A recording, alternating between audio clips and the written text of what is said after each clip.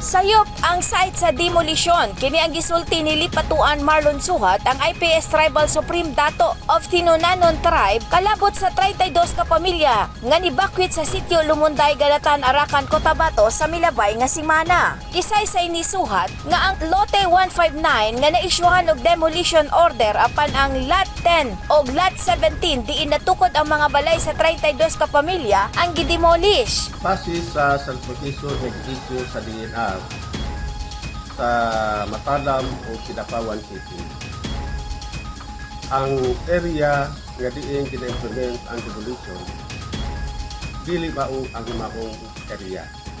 Kahit ang subject sa demolition is lot number 159 apan ang implementation sa demolition dito na-implement sa lot number 10 o sa lot 17. Nagatuo si Suhat nga tungod sa kakulangon sa koordinasyon sa nagpatuman sa demolisyon, ang hinungdan sa para niya inhustisya alang sa tribo. Walay relocation site para sa mga bakwit o gisakyan pa sa politika, mao nga nagkalisod karon ang bakwit. Matod pa sa tribal leader, ginaduso sa Tinonanon Council of Elders Ancestral Domain Management Office or TICADMO ang pagpangita o pamaagi nga makapot sa mga biktima ang hustisya sa dili makatarunganon nga pag-implement sa demolisyon. Sa pagkakaroon ng atong opisina sa Tinonanon Council of Elders Ancestral Domain Management Office, nagapadayon sa pagpangitabot aron makapot ang hustisya sa atong mga unang tribo na Tinonanon